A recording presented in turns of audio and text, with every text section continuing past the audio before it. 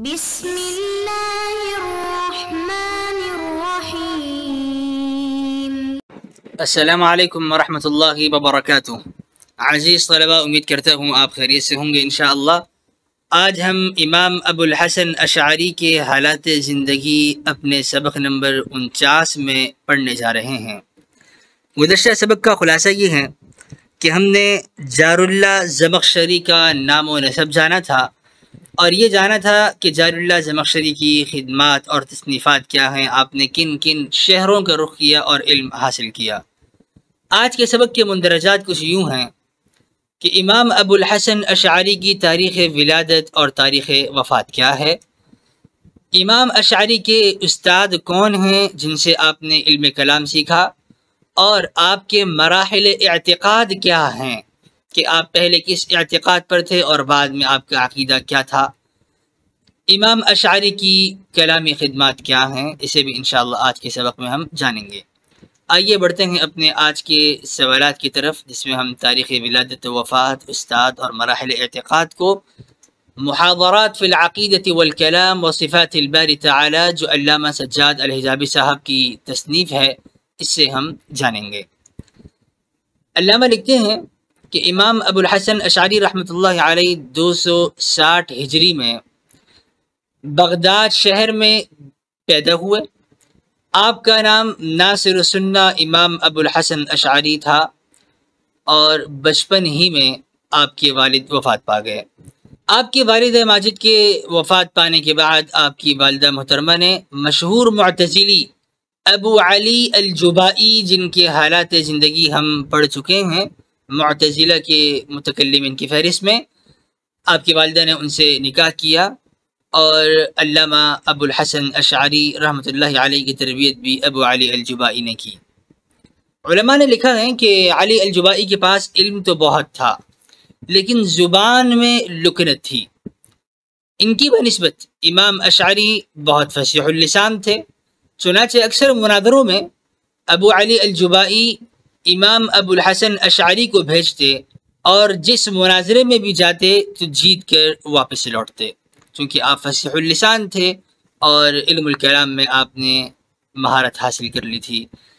وقت گزرتا گیا اور ابو الحسن اشعری کی عمر 40 سال ہوئی، لیکن اسی 40 سال کے دوران ابو الحسن اشعری کو اپنے مذہب اعتزال سے بعض باتوں کی وجہ سے دلی نفرت پیدا ہو گئی۔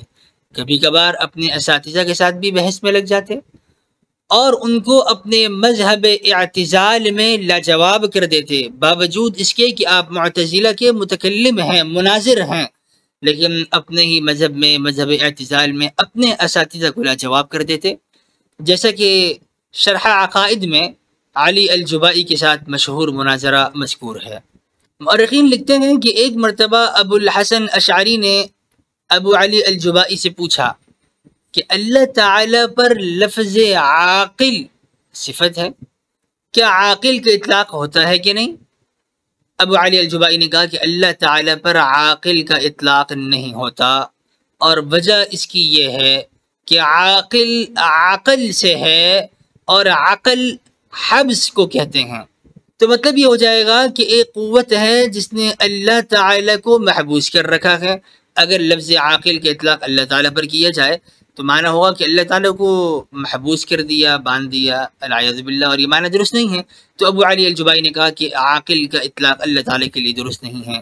تو ابو الحسن اشعری نے بطور اعتراض دوسرا سوال کیا کہ کیا اللہ تعالیٰ پر حکیم کا اطلاق ہوتا ہے یا نہیں؟ ابو علی الجبائی نے کہا ہاں ہوتا ہے۔ تو اس پر ابو الحسن اشعری نے کہا کہ حکیم بھی تو حکمت الدابہ سے ہے، اور حکمت جانور کی اس رسی کو کہتے ہیں جس سے اسے باندھ دیا گیا ہو، یعنی عقل یا حکمت دونوں کا معنی باندھنے اور حبس کرنے کی ہی آتا ہے، لہذا اس میں بھی تو حبس کا معنی پایا گیا۔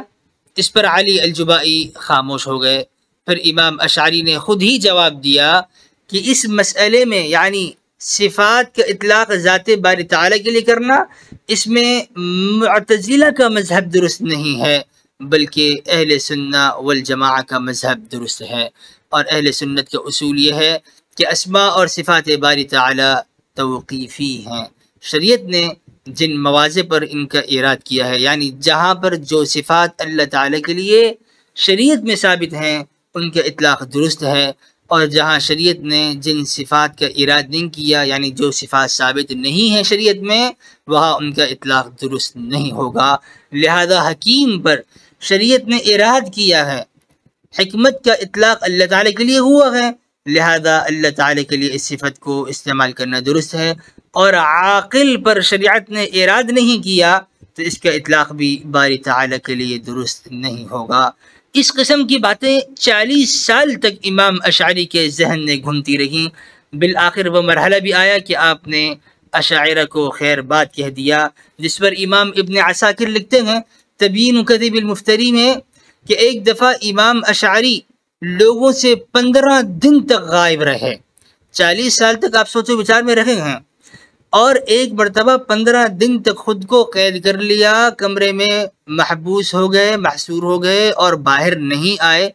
15 دن گزرنے کے بعد آپ گھر سے باہر نکلے تو سیدھا جامع مسجد جا کر ممبر پر بیٹھ گئے اور اعلان کیا، ایھا الناس، اے لوگو، من عرفنی فقد عرفنی، جس نے مجھے جانا ہے تو بالتحقیق وہ مجھے جانتا ہے، ومن لم يعرفنی فانا اعرفہ بنفسی، جو مجھے نہیں جانتا تو میں خود اپنا تعارف اسے کروا رہا ہوں، سو وہ جان لے، انا محمد بن الحسن الاشعری، میں محمد بن حسن اشعری ہوں۔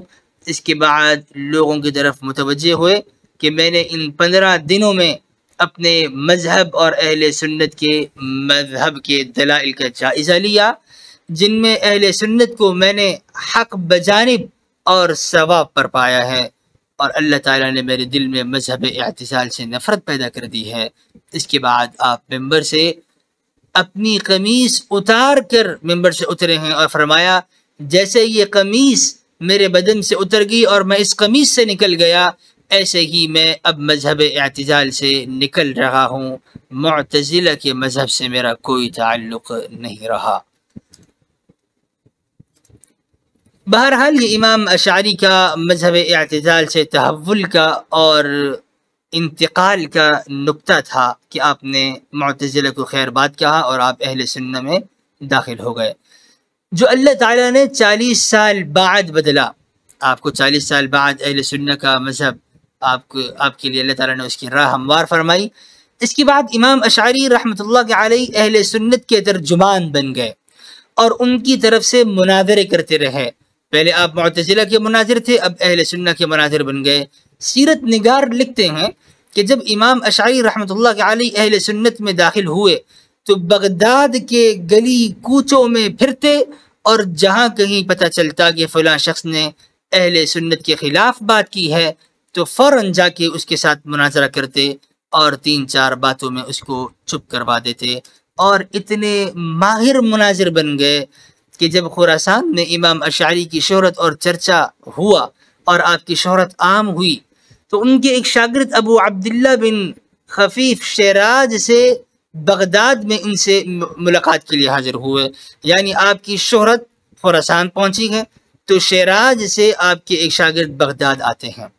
بغداد پہنچ کر معلوم ہوا کہ امام اشعری رحمۃ اللہ علیہ معتزلہ کے ساتھ مناظرے میں مصروف ہیں۔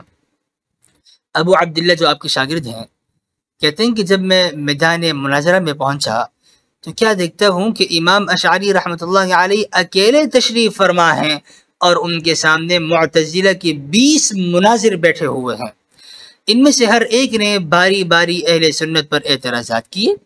اس کے بعد امام اشعری رحمۃ اللہ علیہ نے اہل سنت کی طرف سے باری باری جوابات دینے شروع کیے، یہاں تک کہ سارے اعتراضات کے مدلل جوابات دیے۔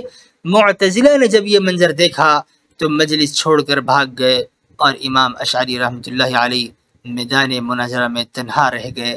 آپ نے میدان جیت لیا، جیت آپ کی ہوئی، شکست معتزلہ کی ہوئی، اور باہر کے حق کی جیت تو ہوتی ہی ہے۔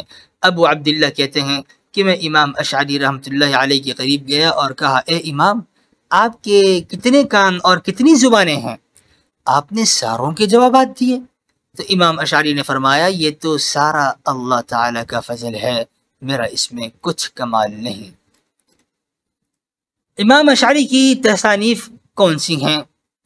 بہرکیف امام اشعری نے اہل سنت کے دفاع میں اتنی محنت کی کہ بعد میں جب کوئی اپنی نسبت اہل سنت کی طرف کرتا تو کہتا کہ میں اشعری ہوں، یعنی اشعری کہنا یہی اہل سنت کی پہچان بن گیا، اور امام اشعری نے اہل سنت کے مذہب کو اس طور پر مدون کیا کہ اب اشاعرہ نام سے لوگ اپنی نسبت کرنے کو اپنے لیے باعث سعادت اور فخر سمجھتے۔ امام اشعری نے کوئی نیا مسلک یا کوئی نیا کلام مدون نہیں کیا، اس کی مثال بالکل ایسی ہی ہے جیسے قراءات عشرہ نبی علیہ السلام کے زمانے سے موجود تھیں، لیکن بعد میں قراء کرام نے آ کر اسے مدون کیا، اور اب ان قراء کرام کی طرف نسبت کی جاتی ہے اور کہا جاتا ہے کہ یہ حفص عن عاصم کی قراءت ہے، اور یہ ورش کی، یہ نافع کی، حمزہ کی، کسائی کی قراءتیں ہیں۔ بہرکیف یہ نسبتیں بعد میں قراء کرام کی طرف ہونے لگیں، حالانکہ قراءات عشرہ پہلے بھی موجود تھیں۔ بالکل اسی طرح علم الکلام اور یہ اعتقاد اہل سنت کے پہلے موجود تھے۔ امام اشعری رحمۃ اللہ علیہ نے جب اس پر کام کیا تو ایک مسلک اس طور پر مدون ہوا کہ اب لوگ اپنی نسبت آپ کی طرف کرتے ہیں، حالانکہ یہ نظریات کی اعتقادات پہلے سے موجود تھے۔ اس کے علاوہ امام اشعری کے اپنے ہی دور میں ان کے مایہ شاگرد بھی پیدا ہوئے جو ان کے مسلک کو لے کر آگے چلے ہیں، جن میں امام ابو بکر باقلانی، ابو اسحاق اسفرائینی، ابو اسحاق شیرازی، ابو الحسن باہلی اور عبد الملک جوینی رحمۃ اللہ علیہم ہیں، جن میں سے بعض کے تراجم اور حالات زندگی ہم پڑھیں گے جو ہمارے منہج میں اور آؤٹ لائن میں موجود ہیں، جنہوں نے بعد میں عالم اسلام کی قیادت سنبھالی۔ امام اشعری کی تصانیف کے بارے میں علماء لکھتے ہیں کہ ان کی تصانیف 55 سے زیادہ ہیں، جن میں ایک تفسیر بھی ہے جو کہ 450 جلدوں پر مشتمل ہے، لیکن امام ابن عساکر رحمۃ اللہ علیہ نے اس قول کی تردید کی ہے کہ امام اشعری کے ساتھ نا انصافی ہے، بلکہ ان کی تصانیف 200 تک پہنچتی ہیں۔ بالآخر یہ روشن ستارہ راج قول کے مطابق 324 ہجری کو غروب ہوا۔ امام اشعری کی مشہور تصانیف، آپ نے بہت سی کتابیں لکھی، جن میں سب سے زیادہ مشہور کتابیں الکلام علی الایمان، اللمع فی الرد علی الزیغ والبدع، مقالات الاسلامیین اور الابانۃ عن اصول الدیانہ ہے۔ آپ کی زندگی کے چند اہم پہلو۔ امام ابو الحسن اشعری رحمۃ اللہ علیہ حضرت ابو موسیٰ اشعری رضی اللہ عنہ کی نسل سے تھے، اس لیے آپ کو اشعری کہا جاتا ہے۔